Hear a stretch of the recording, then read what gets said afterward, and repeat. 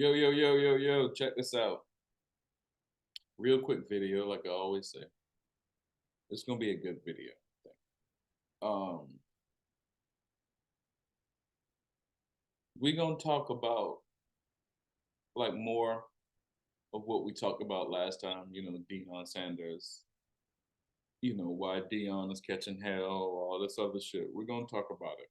And we're going to I don't we're gonna kind of gonna go deep, but we don't really have to go deep. I mean, this story is deep. It gets very deep if you know what you're looking for. And that's my job. I gotta show y'all boys what to look for. Now, I did a video last week on a pretty much similar subject, and I can tell people be watching my shit. Even though, I don't have like a million views or anything, but my videos be hitting the mark. I can tell when them shit hit the mark. And I think I think I got a reach. I think my shit hit the right people, and I know I'm not bragging, but anybody can do it. You just got to be truthful, and you got to know what the hell is going on. When you say what the hell is going on, like this, what I guess they call it systematic racism. I would consider myself a conservative more, than liberal. I'm not like a Jason Whitlock conservative, not at all. I think, I wouldn't hang out with a guy like that. Um, but I'm not like a Larry Elders conservative either. I remember Larry Elders was getting interviewed by Charlemagne the other day, and he said he don't believe systematic racism exists. Now I like Larry Elders, and I think he destroyed Charlemagne, but no, systematic racism definitely exists, and that's what I've been showing you. And then when you hear it, you be like, oh, oh, he has a point. A lot of I got a lot of calls after my last video, like, bruh, you got a point. You got a point. Definitely, I see what you're talking about. People were sharing my shit. Um, I appreciate that, but this goes really deep. When I be doing like videos in the car and shit like that, it'd be quick videos because I'm probably doing something, but it's just something I got to get off my chest. But this subject goes real deep. If we really want to go deep, I may go a little deep on this podcast or this video, but I may stretch it out. Who knows? It might be like a class. Can you catch up? Now, the building is getting construction on done on the outside, so you might see somebody walk by my window. They ain't trying to kill me. I ain't in danger, but you might see somebody out there. Let's start by talking about Dion, and let's still talk about systematic racism, and then I'm gonna get some into the NFL also, because the systematic racism means this is a system. It's like it's not just down to individual people. This is a system at play, and the system is what we kind of need to get our eyes open to. Now, let's talk about Deion Sanders. The other day, I mentioned the story. Deion, he promised his team that he was going to walk out with his team after getting two toes amputated. He was like, "Yo, I promise y'all to my new recruits, everybody, I promise y'all I'm gonna walk out on the field with y'all." Right? That was a big storyline, and everyone in the stadium that has anything to do with media knew that storyline, but they didn't show it on Fox. When his walkout was shown by a guy with a cell phone who just captured the moment on his cell phone because he knew the storyline, right? Now, when I'm telling you about systematic racism, this is a system of people that chose not to show. Now, they feel bad about it because maybe they heard me call you out. You feel bad about it because the next week, this week, yesterday, no, Saturday, they had a nice little fake production of Dion walking out to, I think it was game day, college game day. He walked out on set, but they had like a little production. They had all the cameras there. They watched him walk out. He had the security. He had the AD. You know, he had whatever. It was a production of him walking out, and that was supposed to be like a. Those who know that was kind of like a making up or a you know a washing or whatever of what they did the previous week when they didn't show the big story of him walking out after he made a promise. Now, if football games are a huge production. They got a lot of cameras everywhere. So not only do they got like a little van or a little trailer outside with where the guys be like, cut to camera one, cut to camera two, or whatever, the guy. They also have a production room in New York with more guys who overrules the guys on the ground that says, yo, look at this replay, camera two replay, blah, blah, blah, blah, blah. Right? So you got, let's say, 20 cameramen out there. You got a sky cam back and forth. And nobody got the walkout of Deion Sanders.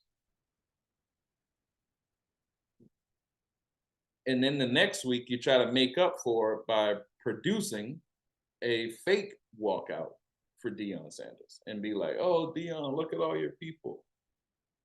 And I posted it too. So the first week you didn't show him. The second week you put on a big production to show him and kind of make up for it. But that's the system at work that we got to understand because, like I said, all those people, there's a truck outside and there's a production studio in New York. All those people know the storyline of the game. There's a storyline. Like, say, for instance, the storyline before a Dallas game is Trayvon Diggs. He gambles a lot. He might get an interception or he might get burned. That's the storyline. So if he gets burned, two cameras instantly, they're gonna be like, put the camera on Diggs walking off the field, and whatever he's doing, slamming his helmet or whatever, they're gonna get that because they know the storyline of he gambles and he might get beat over the top. So if he gets beat over the top, they're gonna capture him. So what I'm trying to say is they know the whole storyline. They knew the storyline about Deion walking out on the field with his people. They just chose not to show you that shit.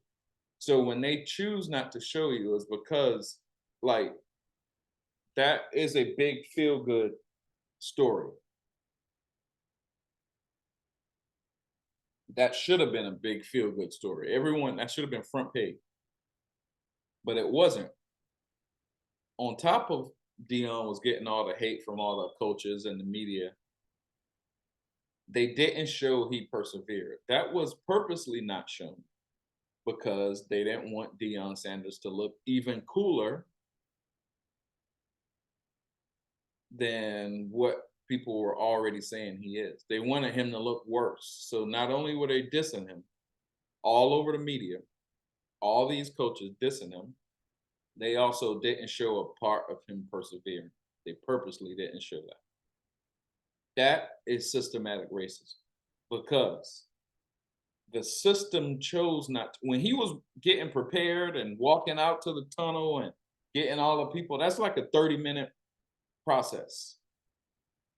When him and all that production that they did on the next week for him to walk out, get the cameras in place to film him walking out, that's like an hour of production because they had to plan all of this. They had to get the cameras in the right way. They had to get the lighting in the right way. They had to get all the assistants to be perfectly to lead him out, walk him out. that's producing. So when they chose not to, they spent at least an hour sitting on their hands and purposely not doing nothing. So when Deion's, loading up, getting ready to walk out, they're like, not they're not paying attention to him on purpose. When they don't put you on TV, they're doing that on purpose. That's systematic racism because they didn't want to allow you to look good. They omitted a part of you that would look good and they pumped nothing but shit to make you look bad. And you overcame still. This what Deion is fighting. This what like you won't know if you don't know. Or Skip and Shannon Sharp. This is what Shannon Sharp is fighting. This is why Skip went and got all these black people to be on his show. He's making up for what happened with Shannon Sharp. Just like they're making up the next week by showing Deion's walkout for them not doing it the previous week. They're making up on it. Now, they only making up on it because it crashed and failed. Skip should have kept Shannon. He couldn't. It crashed and failed. He has to make up for it.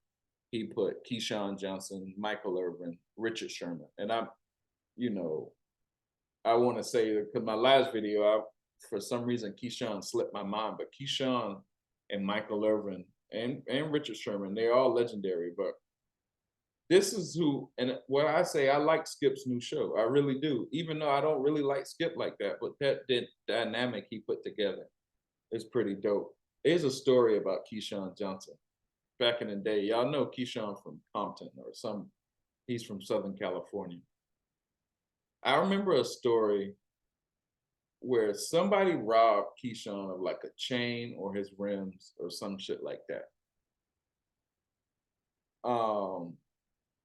They were from Death Row Records.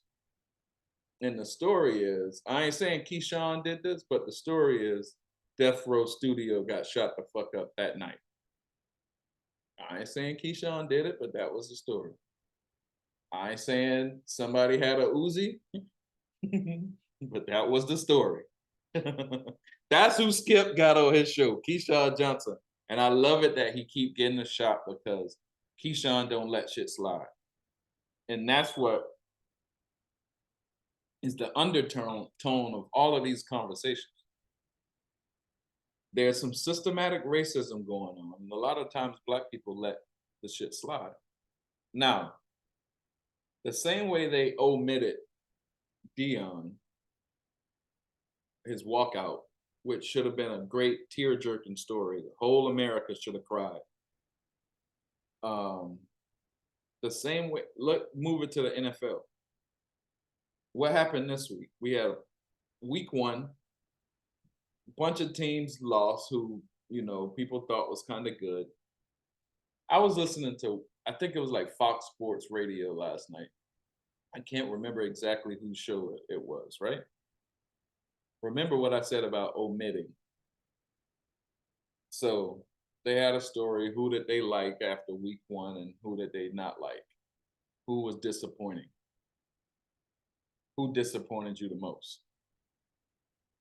2 guys. So there's going to be two options of who disappointed you the most. Who was it? First person who disappointed you the most was Justin Fields, in their opinion. Blah, blah, blah. Let's spend 30 minutes talking shit about Justin Fields. Second person.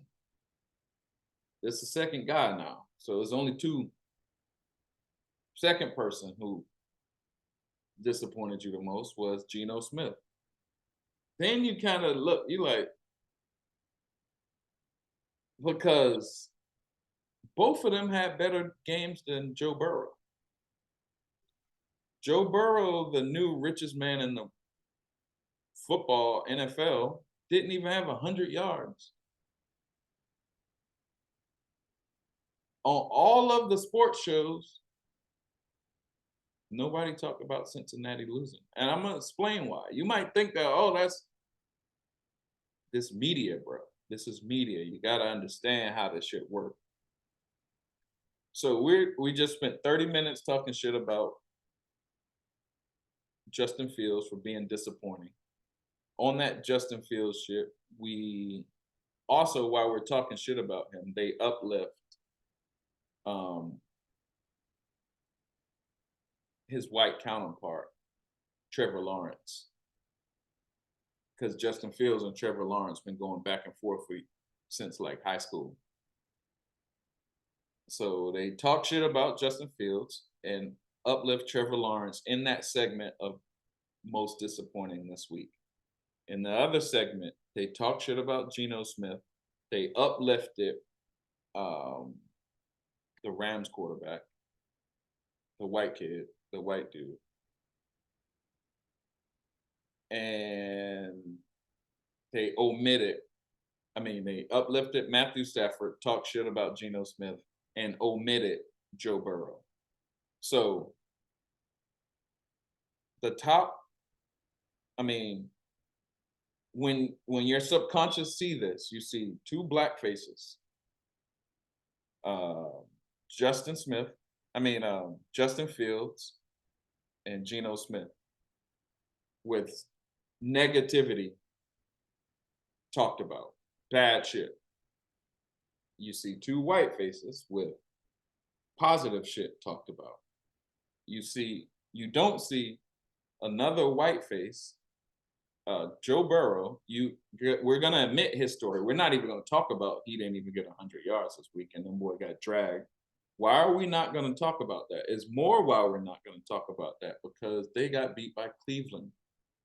Who's Cleveland's quarterback? Deshaun Watson. So Deshaun Watson just beat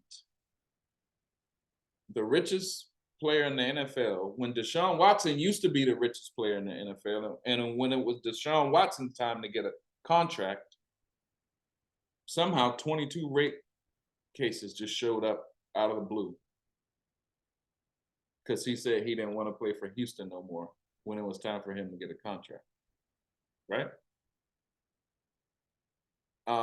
Even though the FBI said, yo, there's nothing to none of these cases. You're not going to jail, bro.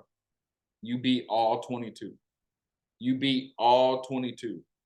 They still talk shit about him 24/7. There can't be a Deshaun Watson segment without them sneaking in some little sneak this. Oh, he's a creep, he's a perv. Oh, blah, blah, blah, blah, blah.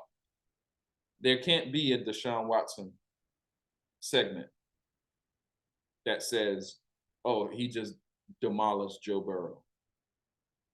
We're not going to even talk about that shit. The same way we're not going to talk about Brett Favre and his shit. But all the bad shit we're going to talk about, this player just got suspended for a year. This player needs to be cut. This player needs to be traded.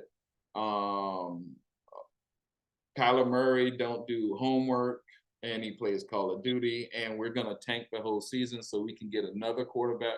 That's what they do. Another thing they do. There was a video I saw the other day, and I hope my algorithm brings this video back. It was a man like in 1979. I think he was in the Hall of Fame, NFL Hall of Fame meeting, because I think he had a gold jacket, or maybe it was a CBS jacket. And he was saying 1979, he was like, yo, because the world was different back then. He was like, yo, we don't want black quarterbacks because black people, they already take over the game. We don't want black quarterbacks or black coaches because if we give them all of these positions, what do we have left? He was saying it just matter of fact, just like that. And I tried to share the shit, but somehow my damn Instagram refreshed and I couldn't find the video no more. I hope I get it back because I am going to share it. But he was saying it so matter of fact. But that mentality never left. Even though we can act like we're all friends, that mentality of we don't want a black coach or a black quarterback never left. The NFL is being sued right now for discrepancy in workplace mismanagement of black coaches. Right now, 2023. But somehow we think the NFL is peachy clean. Let me tell you who the NFL is owned or run by: Italians and Irish. Italians are the mob. There's an Irish mob too, but Italians are, Vegas house. The house wins, and the Irish white boys also, but mainly the mob. Now, if you can walk into a casino and you look at the casino, you don't think nobody's cheating in there. You don't think the dealer has so much skills that he's gonna make sure you never win. You don't think that the slot machines are rigged that you never win, but they all are. If you win in Vegas, the dealer or the pit master or whatever, the pit boss, he's gonna get fired because obviously you were cheating because we got this shit fixed that nobody should be winning. If you look closely, the devil's in the details of that's just how the mob does business. And we know that.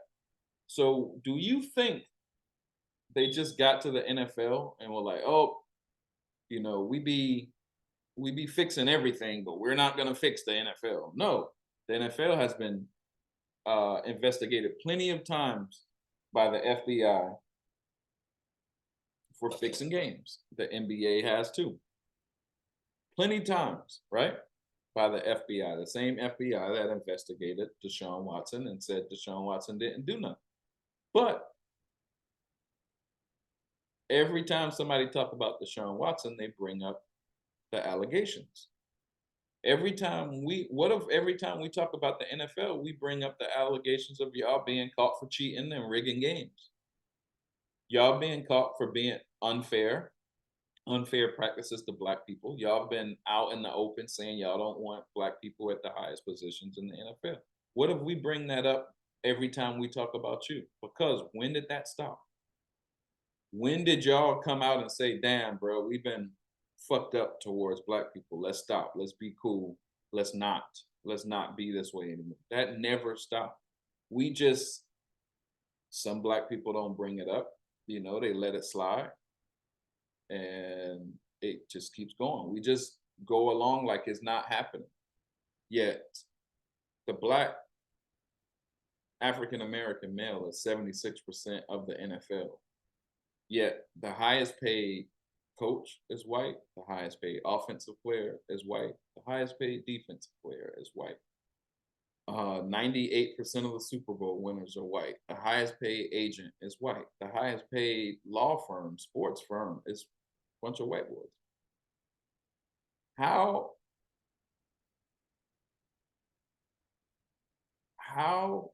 if y'all are the minority in the NFL, how do y'all just happen to fall in all the best positions? The highest paid running back is white. How y'all keep winning like that? It must be fixed. Is that why you will omit? That's why no sports show is talking about Cincinnati just getting beat by Deshaun Watson and boys, because you don't want to have to talk good about Deshaun Watson, and you don't want to have to talk bad about Joe Burrow. That's what systematic racism is. When you see black people and your wife clutch her purse, and y'all don't want to hold the door for us, or you think you're going to get robbed or something like that, all that's beating your head. Not by no one comes and say, yo, when these black dudes get by, clutch your purse. No, everything you see that when they show a black face, it's going to be a negative story about. When they show a white face, it's going to be a positive story. And if they can't pull a positive story or negative story out of it, they're not even going to show it. There's a little picture going around. And me and my son, Marlo, we were just having this conversation about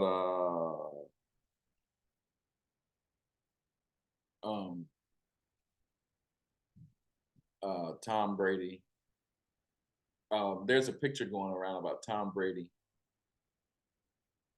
like with Shador, and they're kind of trying to act like Tom Brady is like mentoring Shador Sanders, right? He's teaching Shador. Oh, Tom Brady is his mentor. He learned from Tom Brady. That's more systematic racism because, like me and Marlo was just talking about, and I wanted to put him on camera to show him that shit. Um, that's trying to remove Deion Sanders out of the picture of the guy who taught Shador Sanders. Deion, his father, is his mentor, not Shador. I mean, not Tom Brady. And then if you look at that picture anyway, you know a white dude made it because look closely. Shador has a little small afro. Um, Shador now has braids. How long ago was that? Shador probably met 1,000 quarterbacks. Probably every great quarterback since that picture. While he was growing up, Tom Brady, if you're his mentor, after the game, somebody was like, see, they try to bring it up like this to push it through your head. After the game, somebody said something like, hey, did Tom Brady text you? What did Tom Brady say? And Shador was like, oh, yeah, he texted me. But what if the question could be, did anybody else text you? I bet you Cam Newton text you. I bet you Michael Vick text him. All that went probably happened, right? But they put Tom Brady because Tom Brady. We can't be good if there wasn't a white guy to teach us or whatever. That's the image, and they're trying to pull that image in your brain while also pulling out the image of a father and son because that's really what this is. That's really what this is. If you really, really, really, really want to get deep, then I ain't gonna get deep because this may be like a little sports conversation, and I don't know if y'all can follow that. But a lot of American paradigm we live under, like a paradigm is everyone, you believe in Christmas or Santa Claus, and there's no rules set for how do you do Christmas, but everybody seems to do it the same. You know, even though Santa Claus probably they ain't even real, we all believe in that, right? That's so there's a paradigm, and it started back in Egypt, or it really started a long time ago in the ancient times of the sun, moon, and the stars. Um, then in Egypt, it's Isis, Horus, and Osiris. And our history, recent history, is Adam and Eve. But this story goes around along a lot of different places. But let's just stick to Isis and Osiris. Isis and Osiris, um, they betrayed Osiris, the father. The father died, and Isis, his wife, felt bad for it, but um, Set, the devil, tricked Isis and Osiris. Set, the devil, told Isis, without Osiris around, you can raise your son in our image without his father. She wanted to take power. Same story as Adam and Eve. Um, the snake is Set, the devil. So now, in that story, the son rises to avenge his father. The son rises. The son is Horus or Jesus. The son rises to avenge his father. We live in a triune, what they call the Holy Trinity, the Father, the Son, and the Holy Spirit. That's the paradigm we live under. They say that's where God is at, in the Holy Trinity. Right? Black community, when they needed to control the kids and the youth, what happened? The father got sent to jail. Set, the devil, told ISIS, your father can't be around if you want to collect these food stamps. The father got kicked out the house. A lot of us have been raised in fatherless households, which made it easier for the devil to control our youth. You see, this is the paradigm we live under. Even if they're talking about the sun, moon, and the stars, or if they're talking about Isis, Osiris, Horus, Adam and Eve, Jesus and God, whatever they're talking about, they're talking about the paradigm. But like I said, with the welfare and that blah blah blah, and father going to jail because we're super predators, and Hillary want to send us to prison. All of that is a paradigm you live under. You live under that. So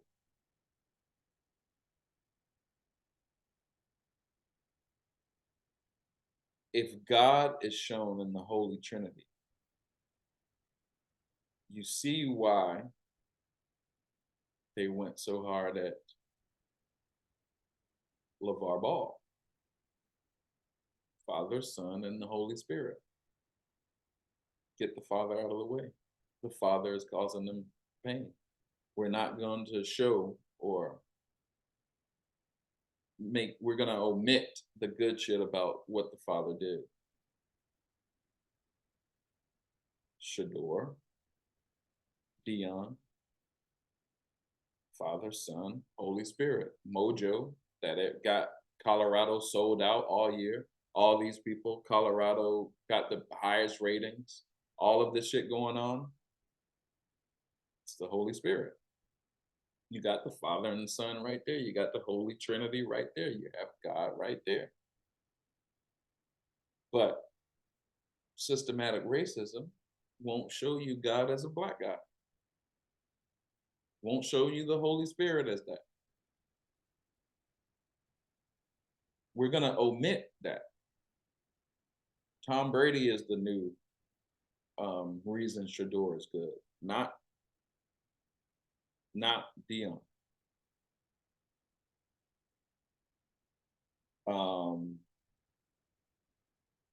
Lonzo Ball wearing his dad's shoes is the reason his knees are hurting. We're gonna hurt Lonzo Ball's dad.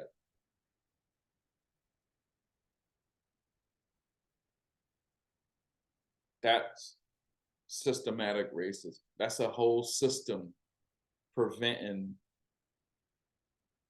the uplifting of a race by having their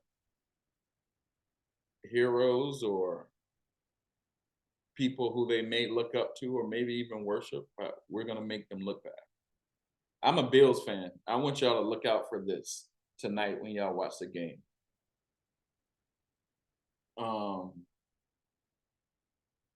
Buffalo runs the nickel, where it's two linebackers.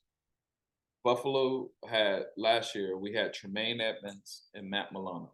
Remember how I told you NFL and pretty much sports is run by the mob, the Italian mob. We had Tremaine Edmonds, a black guy, and Matt Milano, an Italian white guy.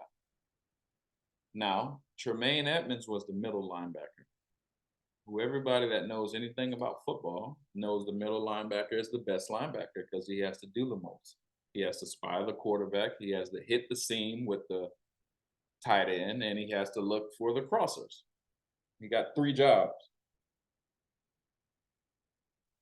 Weak side linebacker has 1 job, 2 jobs. Hit the flare running back. If he flares out, that's your man. And stop the run. Right? So now, Buffalo got one of the best defenses. And we had it ever since Tremaine Edmonds got there. But for some reason, Matt Milano gets all the credit.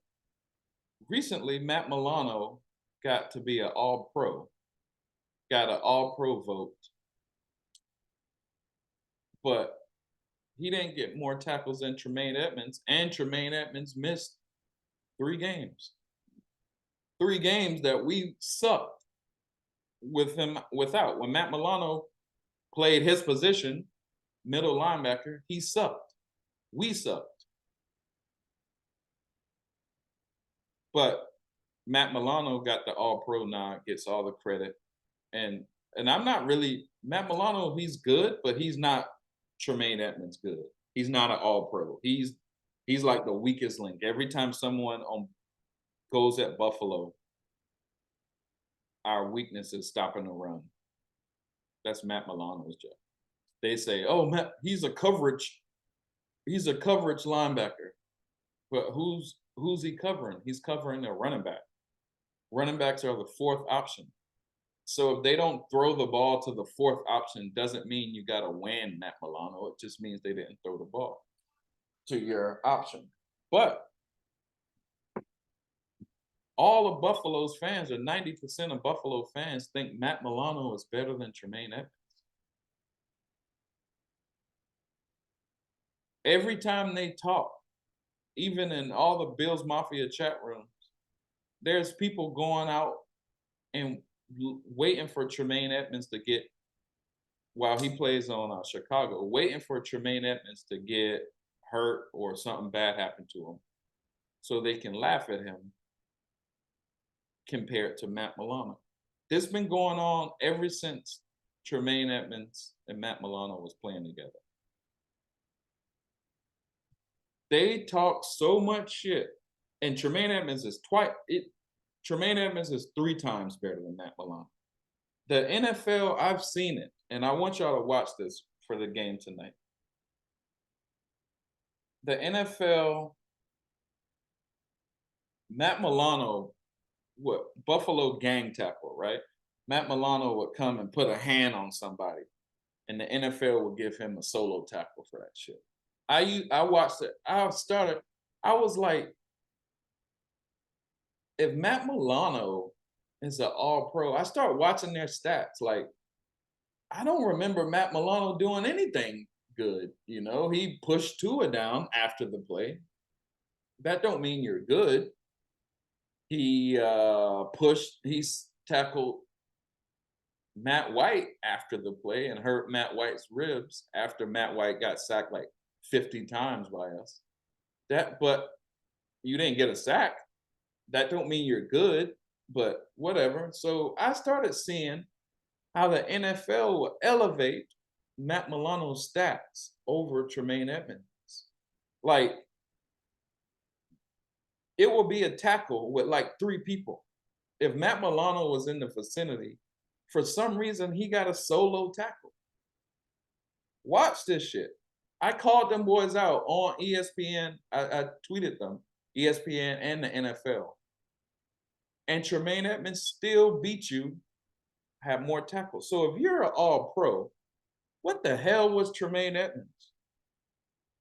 How come you were getting all the shine? And if anybody watching, you're the weak link who everyone throws to. The 13-second play with Kansas City, they picked on Matt Milano. If he's a great cover linebacker, no one will pick on you. Last year, Cincinnati picked on Matt Milano. When Miami could have beat us last year at the end of the year, they were picking on Matt Milano. Every time someone gets close to beating us, they're picking on Matt Milano. But somehow his numbers was going all the way up. And we end up trading Tremaine Edmonds. Now we traded Tremaine Edmonds. We have a hole in middle linebacker where our real weak spot is middle linebacker.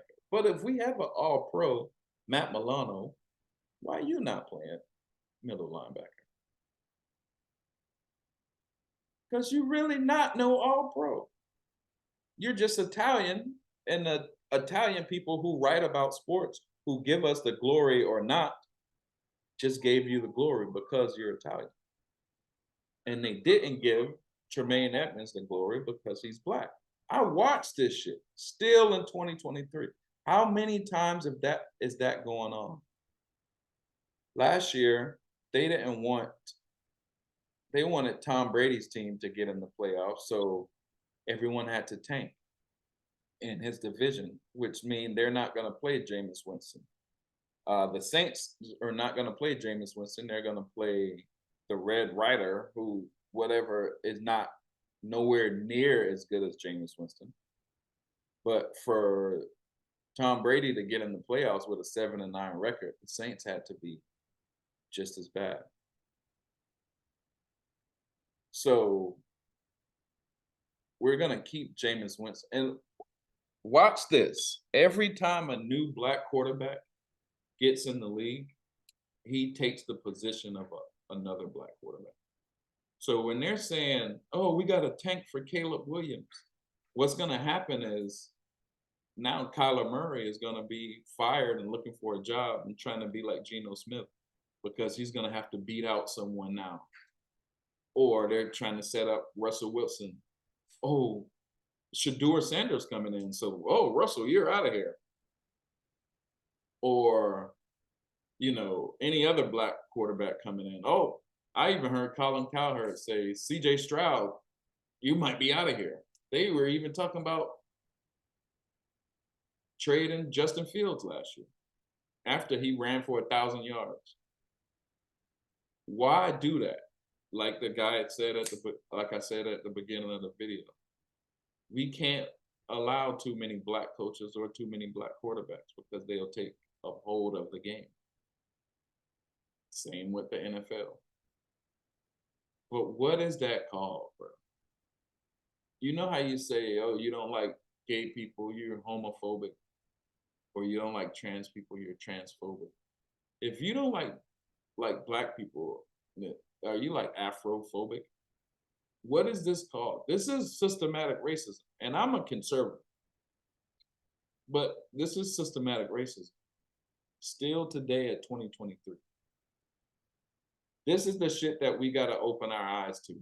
One of my homeboys called me, and this is the last story. One of my homeboys called me. He was like, yo, what you were saying was right on point about Deion Sanders last week. And he was like, yo, you watching the game? They were just talking shit about Shedeur. Like, there was this one play. Shedeur threw a perfect pass to the end zone. The man was like, the wide receiver dropped the touchdown. The announcer was like, oh, that's the worst pass I've seen all day. Then they showed a replay, and the other announcer was like, no, that looks like it was a great pass. It looks like he just missed it. But if the dude didn't correct him, which is, I applaud you for correcting him.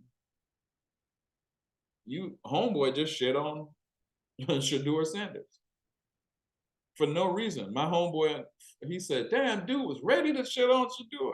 He had that shit ready without even looking at the replay. He was ready to shit on Shedeur. That's systematic racism, bro. Oh, Tom Brady is his mentor. He taught Shedeur. Tom Brady taught Shedeur. Bro, did y'all see that play, that extra point when Shedeur escaped the pocket, threw off like 2 or 3 people and threw the touchdown? Tom Brady could never do that. We could go 100 times and be like, yo, Tom, we just do what Shedeur just did. That shit will never happen. What can Tom Brady teach Shedeur? Because Tom Brady can't do what Shedeur does. He can teach him how to get a tuck rule. Yo, can I get some of that tuck rule magic? If you're really my mentor, did you come to any Jackson State games last year? Nope. If you really my mentor, why you had to text me after the game? Why wasn't you at the game the other day? My mentor, everybody that really taught me, they were at that game. If you're really my mentor, is there any more pictures with me with braids hanging out with you? Or was that picture like 5 years ago? Is there any new pictures, or you ain't teach me in 5 years? Class over? You didn't want to mentor me no more when I got braids? No, it's all bullshit. It's all systematic racism to uplift the white guy and make the black guy look less than, make his black father look less than. That's all systematic racism. And it's big. Matt Milano being an all-pro, over Tremaine Edmonds is systematic racism because I watch every Bills game. There's no way possible that's true. All of this. I'm not going to show Deshaun Watson beat the shit out of Joe Burrow. Why not? That's systematic racism. I'm not going to play Jameis Winston because I don't want to see him do good compared to Tom Brady. What is that? Oh, yeah, no, we just want the ratings for Tom Brady. No, you're fixing the league, you're fixing the game so Tom Brady can look better. If Jameis Winston was playing for the Saints, they would have won the division. What is that? It's systematic racism. So, of course, I am conservative, but Larry Elder, no, I'm not. I don't agree with that. Systematic racism is alive and well, and I can keep making videos because it happens every day. Yeah, bitch. Go Bills, too. Go Bills.